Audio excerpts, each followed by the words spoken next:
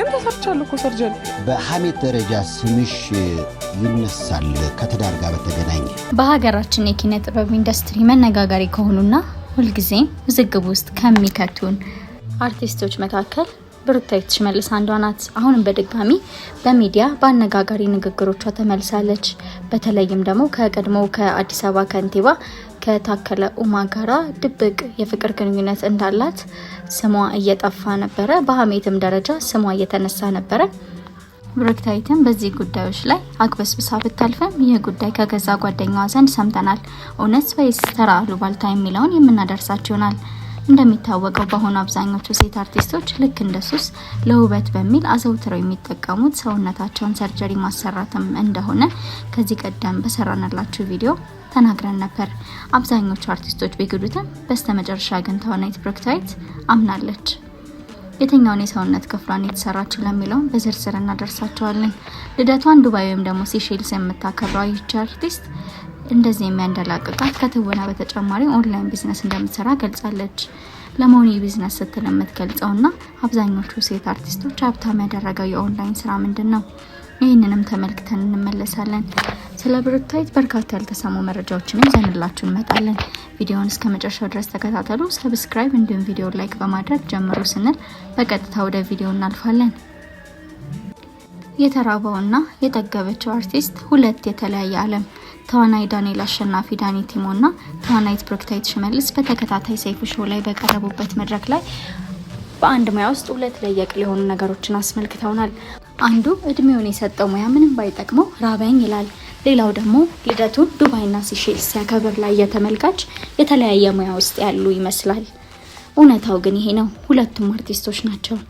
ተዋናይት ብሩክታዊት ሽመልስ የቅንጦት ህይወት ከሚያዘወትሩ እንስት ተዋናያን መካከል ትመደባለች። ገና በለጋው እድሜዋ የገባችበት የፊልም ኢንዱስትሪ የተለያዩ ድሎችን አስመጥቶላታል።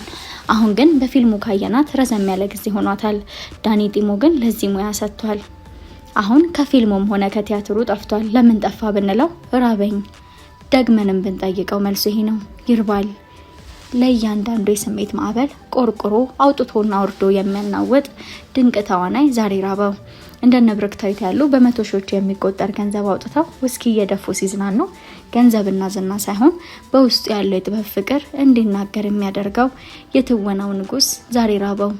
በትወና ውስጥ ራሱን ቀብሮ የሚያነሳ ልዩ ፍጥረት በቃላት የማይገለጽ በመድረክ ሲቆም ግን ምድርን የሚያናውጥ እውነተኛ የጥበብ ሰው ዛሬ ራበው። የሀገራችን የተውኔት ዓለም ሁለት የተለያየ ዓለም ይመስላል። ለጥበብ እድሜያቸውን የሰጡ አንጋፋ ተዋናይት እንደነ ቢዛነሽ አያሌው የጥበብ ሰዎች አንገታቸውን የሚያስገቡበት ቤት ቢያጡ፣ ይህም ሌላኛው ኢትዮጵያ የፊልም ኢንዱስትሪን ያካትታል። ተዋናይት ብሩክታዊት ሽመልስ እንደሌሎቹ የሀገራችን ሴት ዝነኞች ሁሉ በርካታ ሚሊዮን ብሮችን አውጥተው ቱርክና አሜሪካ በመሄድ ፕላስቲክ ሰርጀሪ ከሚሰሩ ዝነኞች መካከል ትመደባለች። ውበታቸውን ለማጉላት ሲሉ ፈጣሪ በሰጣቸው ሰውነት ላይ ሌላ ባዕድ ነገር እያስቀጠሉ እያስቆረጡ ከሚገኙና ከቅርብ ጊዜ ወዲህ የሰውነትን የገጽታ ለውጥ ከሚታይባቸው መሀል እንደሆነች የአደባባይ ሚስጥር ቢሆንም ፕላስቲክ ሰርጀሪ አልተሰራውም ብላለች። ይልቁንም የቁመት ሰርጀሪ የተሰሩት በማለት በቀልድ መልኩ አልፈዋለች። ይህ የፕላስቲክ ሰርጀሪ ለጊዜው ጥሩ የመሰለ መዘዙ ግን አደገኛና ትልቅ እንደሆነ ይነገራል። የብሩክታዊት ሽመልስ በአመጋገብ የቅርብ ጊዜ ለውጧ እንዳመጣችው ብትናገርም ኮስሞቲክ ሰርጀሪ በቅርቡ በሀገራችን እየተሰጠ እንደሆነ ይታወቃል። ነገር ግን በዝነኞች ቪአይፒ ክፍል ተዘጋጅቶላቸው ማንም ሳያቸው ሹልክ ብለው ገብተው ሹልክ ብለው ይወጣሉ። ይህንን የሰርጀሪ ለውጥ ደግሞ ሰው እንዳያውቅባቸው በስፖርት የመጣ ለውጥ በማስመሰል ጂም ይገቡና ሰልፊ ተነስተው ይወጣሉ። ለዚህም ተዋናይት ብሩክታዊት ሽመልስ እንደ ምሳሌ ትቀርባለች።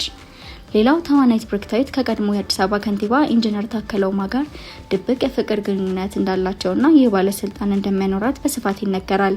ተዋናይት ብሩክታዊት ሽመልስ ምንም እንኳን አደባባይ የወጣ እንዲሁም ይፋ ያደረገችው የፍቅር ህይወት ባይኖራትም ከዚህ በፊት ከሂፓፕ አቀንቃኙ ስካት ናቲ ጋር የፍቅር ግንኙነት እንዳላቸው በስፋት እንደሚወራባቸው የአደባባይ ጉዳይ ነው።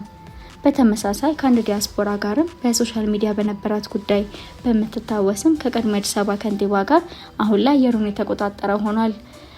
እንደዚህ የሚያቀብጣትና የምትንፈላሰሰው ከሀገር ሀገር የምትንሸራሸረው ይህ ባለስልጣን ስላላት ነው ቢባልም ከሰይፉ ለቀረበላት ተመሳሳይ ጥያቄ ይህንን መልሳለች። የሆነ ሆኖ የትወናው ዓለም ክፍያውን ብዛም እንደሆነ ቢታወቅም አርቲስቶች ጎን ለጎን የተለያዩ ስራዎችን በመስራት ገንዘብ ያገኛሉ።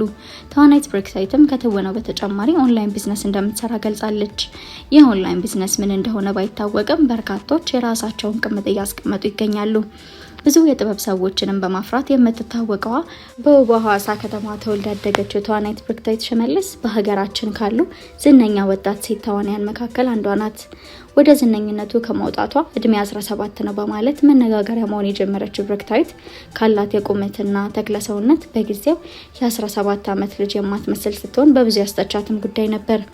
በአንድ ወቅት በጉማ አዋርድ ላይ ተስፋ የተጣለባት ወጣት ሴት ተዋናይት በሚል ዘርፍ እጩ የነበረችው ብሩክታይት ሽመልስ በአሁኑ ወቅትም ከ20 በላይ ፊልሞችን ልትሰራ የበቃች ሲሆን እውነት ሐሰት፣ ፍቅሬን በመንቋንቋ፣ ክላስሜት፣ ካሲናዬ ከሰራቻቸው ፊልሞች መካከል ይጠቀሳሉ። ባቡሽ ዘለቀ በኦሮምኛና በአማርኛ የተዘመነ ጥላ ዜማም ላይ ቁመተ ለግላጋዋን ብሩክታይትን ብዙዎች እናውቃታለን። ከፊልም በተጨማሪ ሞዴሊንግ ላይ በስፋት ለመስራት ፍላጎት እንዳላት የምትናገረው ተዋናይት ብሩክታይት ሽመልስ በአንድ ወቅት በለንደን በሚዘጋጀው ትልቅ ፋሽን ሾው ላይ በሞዴሊንግ ለመሳተፍ እየተነጋገረች እንደሆነ ተናግራለች። በተደጋጋሚ እየለበሰች በመተለቃቸው ፎቶዎቿ የመነጋገሪያ ርዕስ ከመሆን የማጠፋ ብሩክታይት ሽመልስ በአሁኑ ወቅትም ቅንጡ ህይወትን ከሚኖሩ አርቲስቶቻችን መካከል አንዷ ናት። ለመኪና ባላት ፍቅር ከአንድም ሁለት መኪኖችን ስትቀያየር ማየት የተለመደ ነው።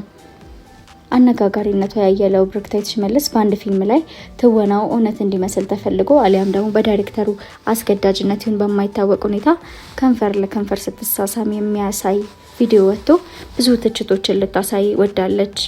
እኛ ኢትዮጵያኖች የራሳችን የሆነ ባህል፣ ወግ፣ ሃይማኖት ያለን ሰዎች ስንሆን በአደባባይ እንደዚህ ያለ ነገር ማድረግ አይፈቀድልንም። እንዲህ ያለ ነገርም እያደረግን የፊልሙን ኢንዱስትሪ ማሳደግ በራስ ባህል ጋር መጋጨት ነው እያልን በግድ የሚያሰሯቸውንም ዳይሬክተሮች ከእንደዚህ ያለ ነገር ቢመለሱና ቢያስቡበት ልንል እንወዳለን። በሌላ በኩል ደግሞ የ21 ዓመት የልደት አከባበሯ ህዝቡን እጅግ ያስቆጣ ጉዳይ ነበር። ሙሉ ጠርሙስ ውስኪ እየተራጩ ከሀገራችን ባህል ባፈነገጠ መልኩ ስታከብር የሚያሳይ ቪዲዮ ተለቆ እጅግ መነጋገሪያ ሆኖ ሰንብቶ ነበር።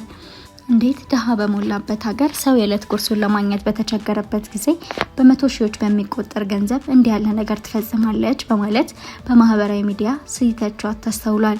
ለወላጆቿ ሁለተኛ ልጅ የሆነችው ብሩክታይት ሽመልስ ገና በ16 ዓመቷ ተወልዳ ካደገችበት ሐዋሳ ከሞቀ ቤቷ ወደማታውቀው አዲስ አበባ መምጣት ህይወትን ለመጋፈጥ ትወስናለች። ቤት ተከራይታም ራሷን ችሎ ለመኖር ሀብላ ትጀምራለች።